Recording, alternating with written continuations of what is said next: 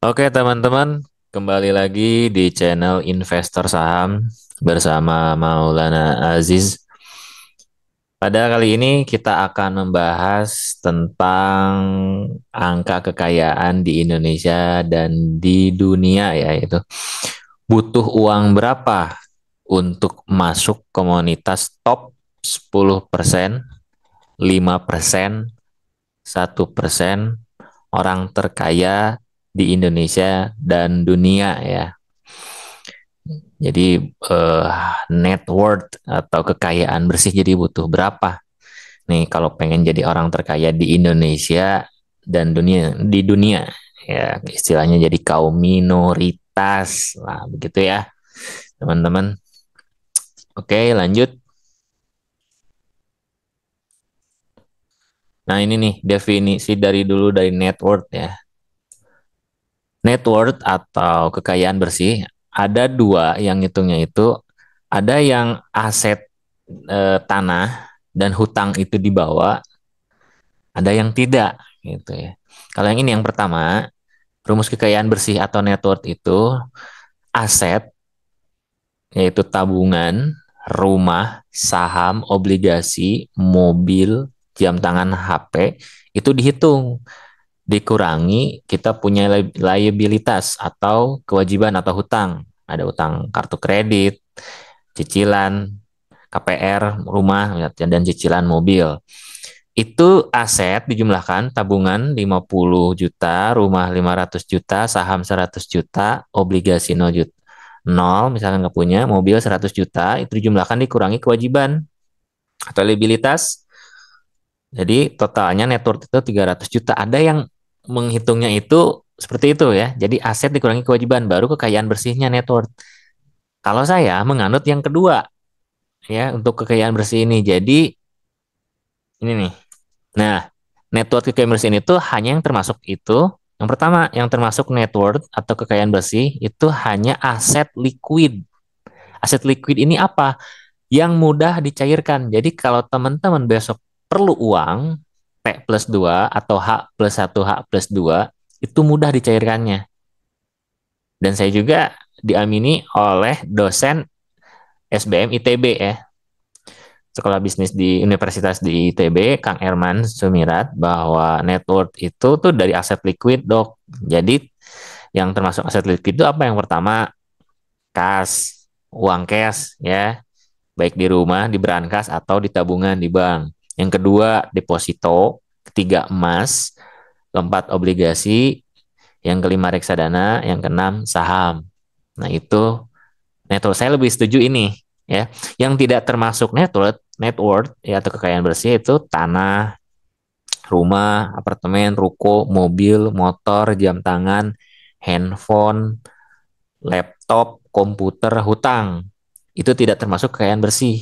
Kalau saya sih lebih setuju ini ya, lebih enak gitu net worth gitu. Jadi dari sini udah paham ya. Jadi ada yang bilang, oh net worth itu nggak dihitung pakai aset. Boleh, ada yang mengerti seperti itu. Tapi kalau saya lebih menganut ini ya, kekayaan bersih itu ya aset liquid gitu. Net worth itu kekayaan bersih itu. Karena dia mudah untuk dijual dan dicairkan. Kalau rumah besok butuh, ada yang beli nggak? Harga 500 juta, 1 miliar rumah. Susah. Punya tanah udah hektar-hektar, untuk dijual nggak mudah. Gitu ya. Jadi kalau untuk menjadi kekayaan bersih, saya lebih setuju yang ini ya.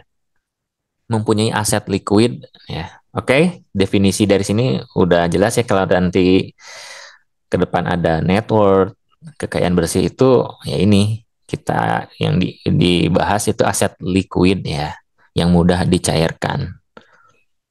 Lanjut. Nah, sekarang pertanyaannya, berapa banyak uang yang Anda butuhkan untuk masuk ya menjadi top 1% dunia.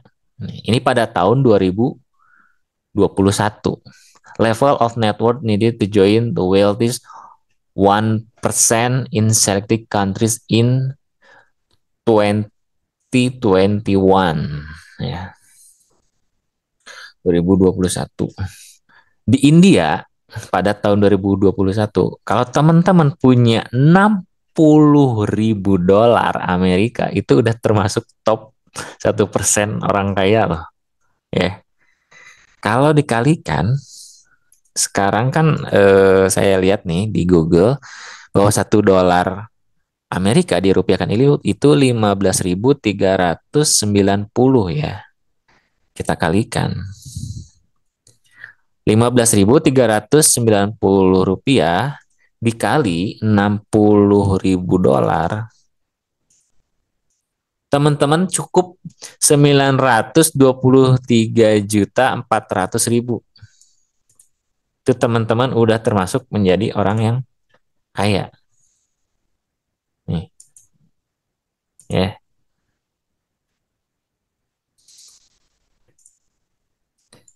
itu. 923 juta teman-teman udah menjadi orang terkaya di India tuh 1%.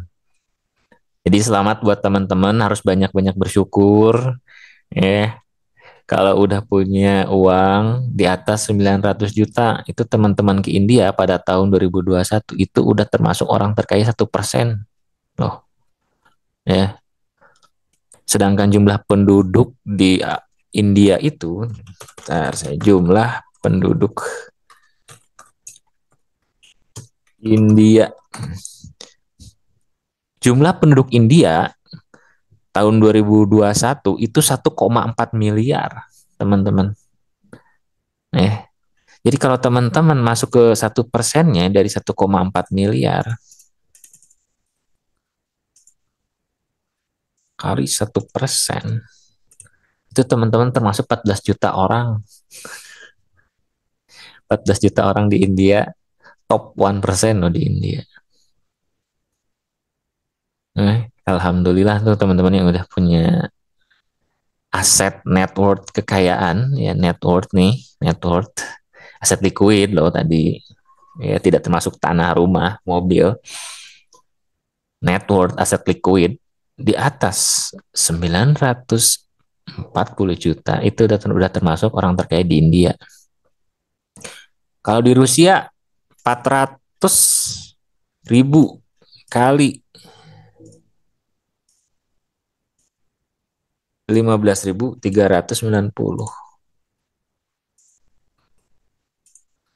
itu 6,1 miliar teman-teman kalau pengen menjadi top 1% di Rusia. Jadi teman-teman butuh di atas 6 miliar kalau pengen masuk jadi orang terkaya top 1% di Rusia ya. Kalau pengen masuk, ini sumbernya dari Knight Frank ya. Statista. Bisa dicek sendiri teman-teman.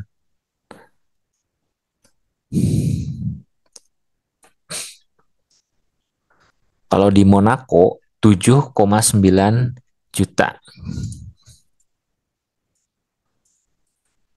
7,9 7.900.000 ya. Kali itu butuh 121 miliar kalau teman-teman pengen jadi top 1% di Monaco, orang terkaya ya. Ya, kita mah ngeliat India aja udah bersyukur banget ini. Di atas 900 juta itu udah gede banget, udah termasuk orang terkaya di India ya. Oke, lanjut next. Nah, ini dari Bloomberg ya, sumbernya data compiled by Bloomberg. Yang terbaru nih, tahun 2022-2023, income needed to be top 1% itu di India naik menjadi 77.000 dolar. Berarti berapa? 77.000 dolar.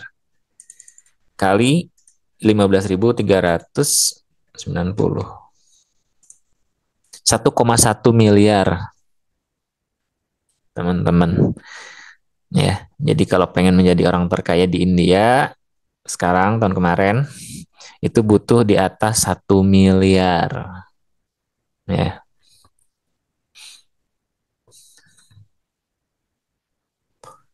Lanjut. Nah, ini di Asia Tenggara ya.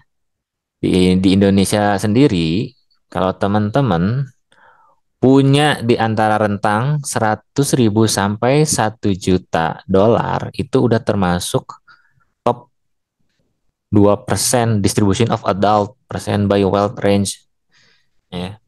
Jadi teman-teman udah termasuk 2% orang terkaya di Indonesia, top 2% ya. Kalau teman-teman punya di atas 1 juta dolar, itu termasuk 0,1% orang terkaya di Indonesia. Ya, di rentang ini aja dulu nih, 2%. Berarti kan 100.000 dolar, tinggal kali aja 15.000 kan di atas 1,5 miliar. Itu teman-teman kalau punya di atas 1,5 miliar itu udah termasuk top 2% lah di Indonesia nih. Ya, jadi selamat buat teman-teman nih yang udah punya aset liquid atau net worth kekayaan bersih di atas 1,5 miliar itu udah termasuk top 2% orang terkaya di Indonesia ya. Ini tuh 183.735 itu 183 juta ya teman-teman, karena ini thousand di belakang ini tambahin 03. Jadi ini orang dewasanya ya, jadi anak-anak tidak dibawa. Ini sumbernya dari Global Wealth Report 2020 Credit Suisse ya. Itu teman-teman. Lebih berat di ini nih.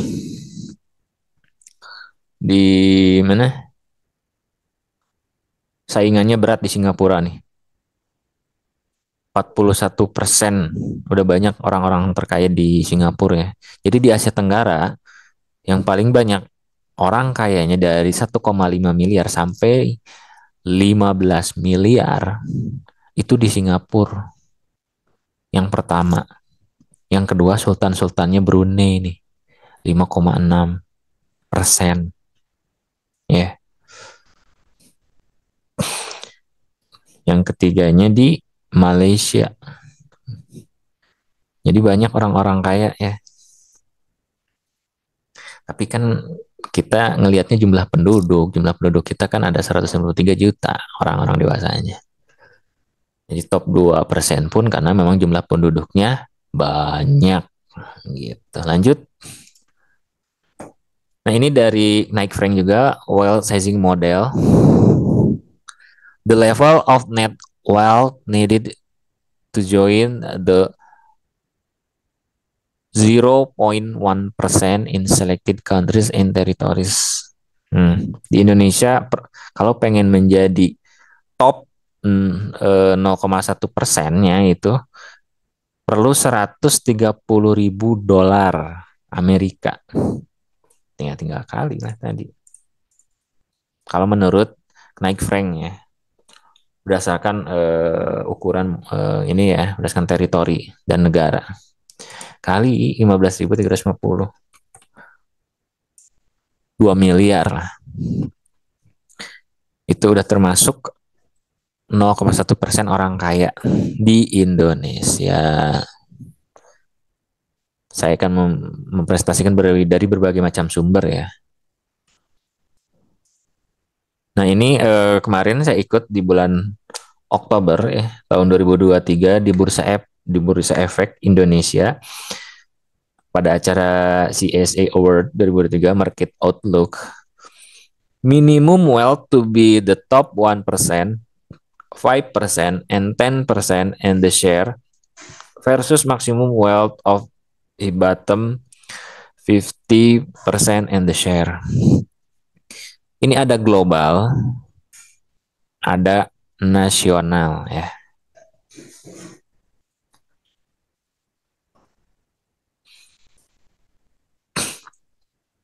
Ini yang global dulu, yang top 1%.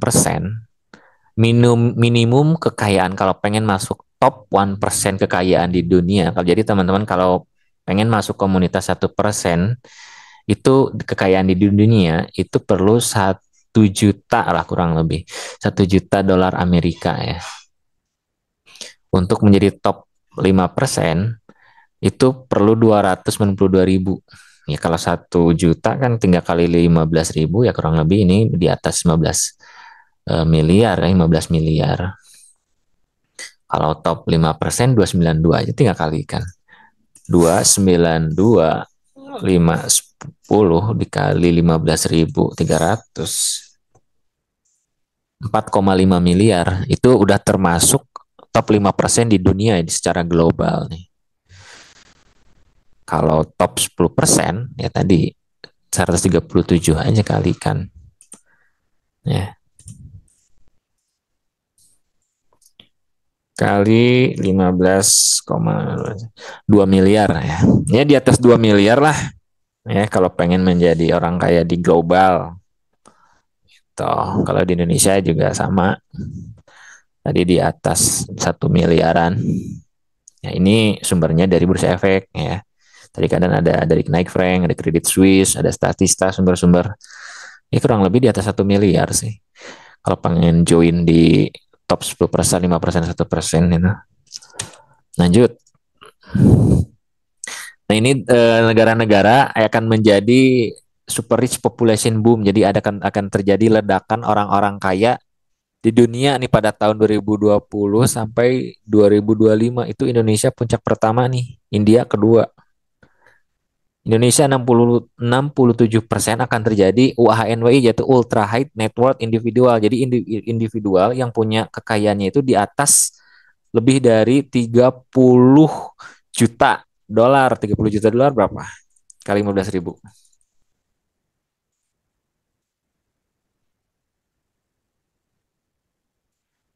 461 miliar. Ya, kalau kita kita bulatkan lah di atas 500 miliar. Jadi rentang 5 tahun ini nih pada tahun 2020 pasca pandemi sampai 2025 itu akan diprediksi bahwa orang-orang kaya di atas 500 miliar itu akan terjadi ledakan di Indonesia 67% kenaikannya. Jadi banyak orang-orang kaya terbaru ya, Pak. Pasti ya kita lihat sekarang ada Tokopedia, Gojek kan Nadiem Makarim, William, orang-orang baru terus yang ownernya Bukalapak juga, Ahmad Zaki, ya terus ownernya juga ya siapa tuh yang travel tuh Traveloka ya pasti banyak startup jadi unicorn jadi banyak orang-orang kayak barulah anak muda jadi peralihan itu nanti orang-orang kaya tuh mulai ke Asia nih kebangkitan Indonesia India dan Cina nih ini udah diprediksi UHNWI in 2025 by kontinen Amerika kuning Eropa apak apak tuh Asia Pasifik ya Asia Pasifik apa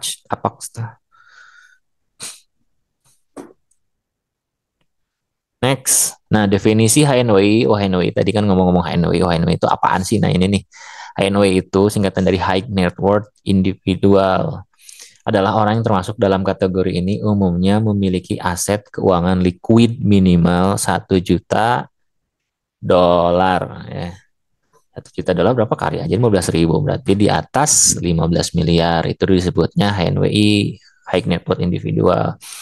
Investor dengan aset liquid kurang dari 1 juta ya di bawah 15 miliar tetapi lebih dari 100.000 dolar berarti di atas 1 miliar ya dianggap sub HNWI. Nah ini ada juga UHNWI Ultra High Net Worth Individual yaitu individu dengan kekayaan bersih minimal 30 juta US dollar. Kategori ini terdiri dari orang-orang terkaya di dunia yang menguasai kekayaan global dalam jumlah besar. Ya, ini sama juga kan tuh dari Statista tuh. Di atas 30 juta kan. 310 berarti di atas 500 miliar lah. Itu termasuk UHNW ini dikit banget. Yang termasuk UHNW itu. Ya para Taipan lah, para Taipan konglomerat ini masuknya UHNW. Lanjut. Nah ini nih teman-teman ternyata masih jomplang banget ya kekayaan di Indonesia itu. Saya dapat dari bisnis.com pada 10 Agustus 2023 bahwa mayoritas isi rekening masyarakat Republik Indonesia itu di bawah 100 juta teman-teman. Mayoritas loh ternyata. Jadi mayoritas rekening simpanan di bank, masyarakat di simpanan di perbankan berisi saldo di bawah 100 juta teman-teman. Ya, kalau ada yang bilang waktu itu kan ngapain juga nyimpen di bank kan uangnya kena inflasi. Ya kita cek dulu juga orang yang nyimpen di reksadana dan di saham itu udah berapa investor. Kita cek juga nih. Ya, investor saham ada berapa sekarang? Investor saham di Indonesia ada berapa sekarang?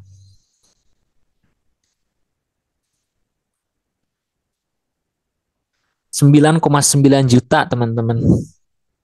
Dari 280 juta penduduk Indonesia, yang investasi di saham itu hanya 9,9 juta. Ya, jadi simpennya di mana? Ada yang di kasur, ada yang nggak punya perbankan. Saya juga udah ngisi di ini di Stockbit ya. Ternyata ada di orang tuanya nyimpen di bawah kasur, di lemari, di brankas dia. Jadi nggak punya bank perbankan juga orang tua mereka. Ada yang bilang ke saya, iya bang, orang tua saya nggak punya bank, tapi dia nyimpennya di apa di kaleng, di keler, di wadah gitu ya. Jadi benar nih. Orang datanya di Google di pasar modal ini jumlah investor 9,9 juta, kok bandingin sama jumlah penduduk Indonesia 280 juta, 270 juta, berapa? Berapa persen? Masih dikit kan, mayoritas masih di bawah 100 juta data. Ini dari bisnis.com. Jadi buat teman-teman yang sudah di atas 100 juta, itu teman-teman udah termasuk orang minoritas, harus bersyukur. Ya, harus bersyukur, banyak-banyak bersyukur. Alhamdulillah yang buat teman-teman yang udah di atas 100 juta. Alhamdulillah buat saya juga, alhamdulillah udah di atas 100 juta. Terima kasih pada Allah yang maha baik, maha bijaksana, maha kaya. Terima kasih. Semoga kita yang sudah dimampukan di atas 100 juta bisa berbuat kebaikan buat teman-teman, buat keluarga, buat tetangga, buat orang-orang yang membutuhkan, anak yatim. Ya, bisa sedekah, zakat juga ya lebih kenceng lagi ya. Jadi berkah berlimpah dan bermanfaat untuk orang banyak ya. Lihat data lagi next. Dari CNBC Indonesia, separuh lebih uang di bank dikuasai oleh hanya 0,02% penduduk. Nah, teman-teman. Rasio gini yang sering dibanggakan oleh pemerintah dan politisi, di mana hasilnya menyimpulkan ketimpangan antara si kaya dan si miskin di Indonesia rendah, adalah indikator kuno, bias, dan cenderung membohongi publik. Kenyataannya, mayoritas kekayaan di Republik berasas Pancasila yang menjanjikan adil dan makmur bagi rakyatnya ini justru dikuasai oleh segelintir cukong dan korporasi besar. Sementara jutaan rakyat miskinnya menggantungkan makan sehari-hari, ongkos berobat, dan biaya pendidikan dari santunan pemerintah setiap bulan mengenaskan. CNBC Indonesia, tanggal 2 Agustus 2023 nih. Ya iya tadi orang ini aja di bawah 100 juta kok tabungannya aja masyarakat Indonesia. Jomplang banget. Terus pendidikan, ya pendidikan kan di Indonesia rata SD negeri. Nah, udah disubsidi dari pemerintah. Berobat pakai BPJS.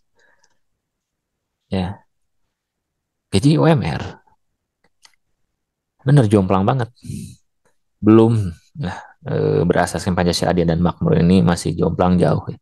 Mudah-mudahan next presiden bisa bisa mensejahterakan dan kita-kita yang mampu bisa menciptakan lapangan pekerjaan ya lewat bisnis-bisnis dan menjadi investor saham ya, menjadi berkat dan bermanfaat untuk orang banyak ya teman-teman. Amin. Next. Nih, data jumlah rekening simpanan di bank umum berdasarkan data ya. Di bawah 100 juta, jumlah ini berkontribusi sebesar 98,76% terhadap total jumlah rekening simpanan di bank umum secara nasional. Jumlah apa? Besar banget. Di bawah 100 juta rekening-rekening tabungan di Indonesia ya, ada 98%. Rekening tabungan dana simpanan dari 200 juta sampai 500 juta itu mencapai 2,99 juta rekening dengan proporsi 0,56%. Dari 200 juta sampai 500 juta, rekeningnya ada 2,14 juta rekening. Ya, proporsinya 0,4%. Dari 270 juta penduduk Indonesia, itu hanya 2 jutaan nih orang-orang 2 jutaan di atas 200 juta itu. Dari 500 juta sampai 1 miliar, itu ada 796 ribu rekening, 0,15% proporsinya. Dari 1 miliar sampai 2 miliar, itu 358 ribu rekening dengan proporsi 0,07%. Dari 2 miliar sampai 5 miliar sebanyak 212 rekening dengan proporsi 0,04%. Itu benar. Rasionya masih jomplang ya. Belum ada kesetaraan. Solusinya ya menciptakan lapangan pekerjaan, memperbanyak entrepreneur. Minimal ya untuk menjadi negara maju Indonesia perlu 10% entrepreneur ya, pengusaha pebisnis ya. Lokal. Rakyat Indonesia harus menciptakan lapangan pekerjaan dan pengusahanya minimal 10% baru ada kesetaraan. Karena kalau semakin banyak pengusaha di Indonesia, ada 10% ada dari 270 juta penduduk Indonesia, ada 10% jadi pengusaha. Itu kan nanti dari corporate risk-nya ada manajer, ada supervisor, ada ARD, digital marketing kan itu gaji-gajinya pasti di atas 10 jutaan. Itu kesejahteraan kan makin naik juga dong, ya kan? Gitu. Oke teman-teman, segitu aja ya pembahasan kali ini. Terima kasih yang udah nyimak. Yang belum subscribe, silahkan subscribe dulu biar tidak ketinggalan update video-video terbaru. Like, komen, dan share apabila informasi ini penting kepada teman, keluarga, dan komunitas-komunitas ya. Terima kasih. Wassalamualaikum warahmatullahi wabarakatuh.